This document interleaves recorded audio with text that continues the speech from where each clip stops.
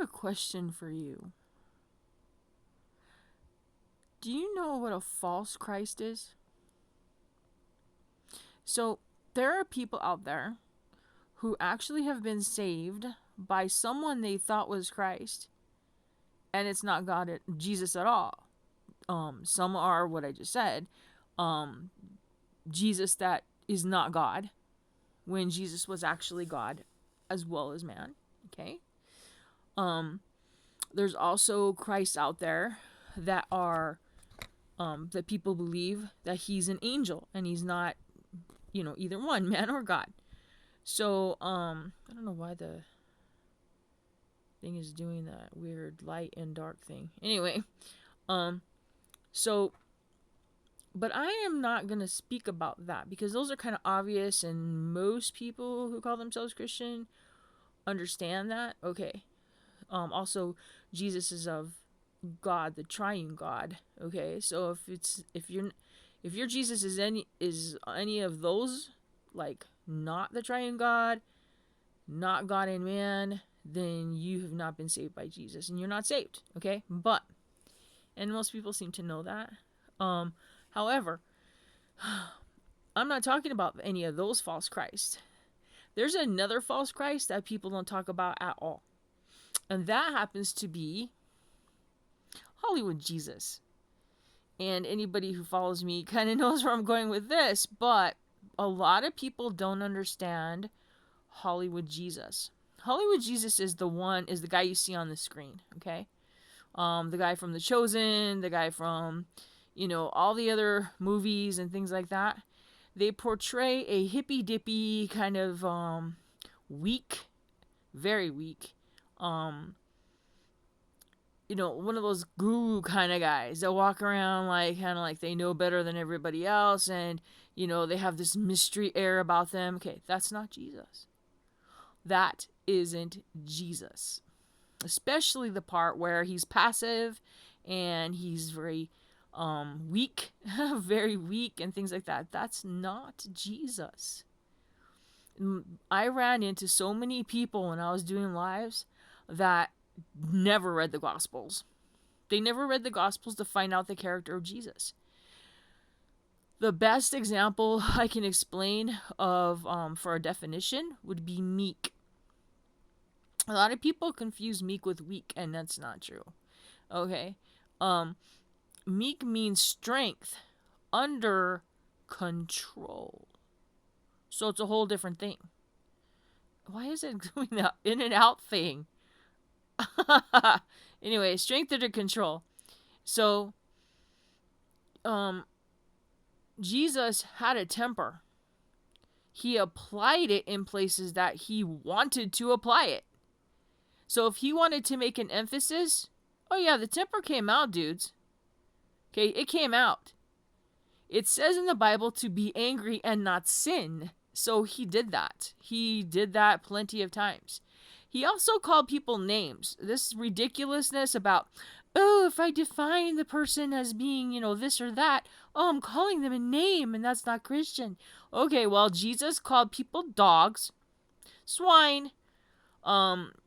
Dudes, go read the Gospels, okay? I was telling you, vipers, snakes, everything. He just called them everything. Because why? Because it was a descriptor. So if you're describing the person and how they're behaving and you want them to stop behaving in something that you believe is not a characteristic that they should be behaving like, go ahead and tell them. Jesus did. So stop it. This is not the Jesus that's on the movies. Stop watching those because none of them are accurate. And they make you think of this freaking halfway high guy. Okay? It's not Jesus. Jesus is not that dude. Okay? Jesus is the guy, okay, that had such a temper. Okay?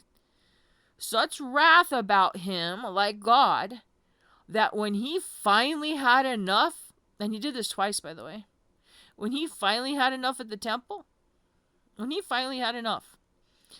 didn't just go and tell his disciples, hey, go get me a whip. Which normally he did that. he methodically, this is rage, okay? This is not anger anymore. This is rage. He methodically went out and found his own supplies. I don't mean to laugh, but it's pretty bad. He went out and found his own supplies and made himself the whip he wanted to whip people with. Do you understand what kind of rage that takes? That wasn't spur of the moment, dude. That was that tea kettle gonna boil over type of thing, okay? He methodically made that whip, and then he went and whipped people with it. Okay, that's not Hollywood Jesus. The real Jesus, he's strong. The real Jesus, yeah, he came as a lamb, but that lamb has teeth, okay? He wasn't weak. He came as a lamb because he came as a sacrifice, not that he came as weakness. So don't mistake those two things. That's wrong. Get to know the real Jesus. Get to know him, because he's worth knowing. And the Hollywood Jesus, the one you have in your head, get rid of him, because he doesn't exist in real life. And that's the one you need to be saved by. The one who existed in real life, who was a real man and a real God. And he had real wrath and real emotions, and he used them appropriately.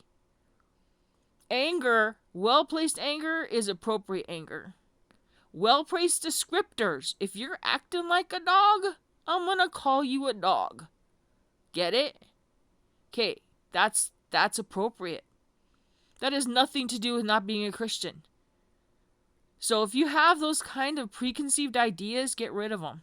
That's churchianity, that's not Christianity. Okay, I hope that you understand the difference between the real Jesus and a fake Jesus, because you need to be saved by the real guy. The one who actually went to the cross, and that took strength, and that took passion, and that took emotions that you can't even conceive of. And anger is part of that as well. Anger is a superpower if you use it right. And I'm sure anger was part of the cross. Anger at sin, anger at the devil. Getting back at the devil was, I'm sure, a huge motivator. I know it would have been for me. Positive it was for him. Alright, sorry about that weird thing that the filter's doing. I went black and white because I don't want to wear makeup. Anyway, alright, love you guys. Bye.